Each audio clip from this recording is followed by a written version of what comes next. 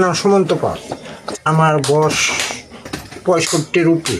65-র উপরে আমি এই মাটির কাজের মধ্যে আমি আছি।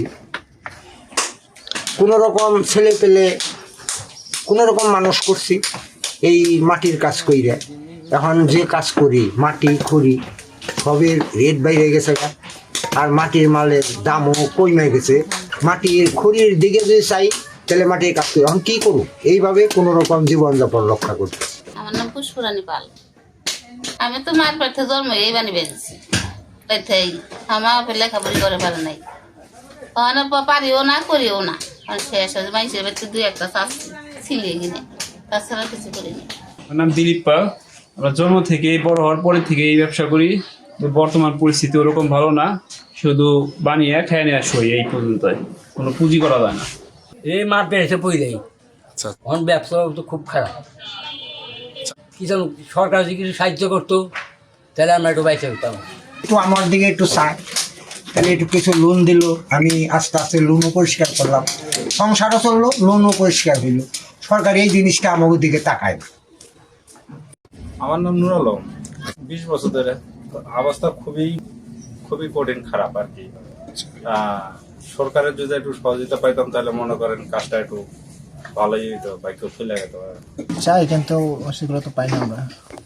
সরকারের সহযোগিতা চাই অবশ্যই। যদি সহযোগিতা করে তাহলে এই ব্যবসাটা টিকিয়ে রাখা যাবে এবং অনেক দূর পর্যন্ত নিয়ে যায় একটু স্বাবলম্বী হওয়া যাবে।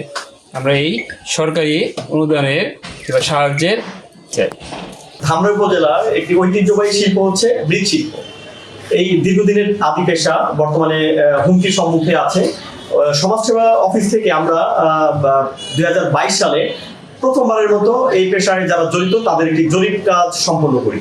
ধামরাই আপনারা জানেন যে দীর্ঘদিন ধরে একটা মৃৎশিল্পের ভালো উন্নত একটি সংস্কৃতি বিরাজমান আছে, এবং যদি এখানে সবচেয়ে বড় ল্যাকিংসটা হচ্ছে আসলে প্রয়োজনীয় সংখ্যক ম্যান পাওয়ারের অভাব। যে স্কিল ম্যান পাওয়ার না থাকার কারণে এই শিল্পটা আসলে পিছিয়ে যাচ্ছে, এবং এই বিষয়ে আমরা কিভাবে দক্ষ ম্যান পাওয়ার তৈরি করা যায় সেই বিষয়টা আমরা দেখছি। এই পেশার মান উন্নয়নে কি করা যায় সেক্ষেত্রে আমাদের 1 বছরের একটি প্রজেক্ট চালু ছিল। সেই প্রজেক্টের অধীনে আমরা বেশ কয়েকজন মৃৎশিল্পী যারা তাদের সফট স্কিল ট্রেনিং দিয়েছি। ট্রেনিং দেওয়ার পর তাদের 18,000 টাকা করে অনুদান দিয়েছি। মৃৎশিল্পকে প্রণোদনা দেওয়ার জন্য সরকার অত্যন্ত আগ্রহ আছে, এবং আমরা এই জায়গাটা নিয়ে কাজ করার চিন্তা ভাবনা করছি।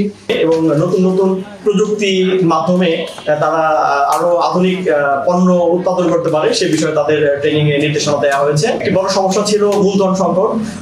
সমাজসেবা অফিস থেকে সবসময় মৃৎশিল্পীদের পাশে আমরা আছি, এবং তাদের অলরেডি আমাদের বলা আছে যে কারো যদি বিনিয়োগ বা মূলধনের প্রয়োজন হয় সমাজসেবা অফিস থেকে একদম বিনা সুদে আমরা ক্ষুদ্র ঋণ প্রদান করি, এবং অনেকে আমাদের ঋণ গ্রহীতা আছেন।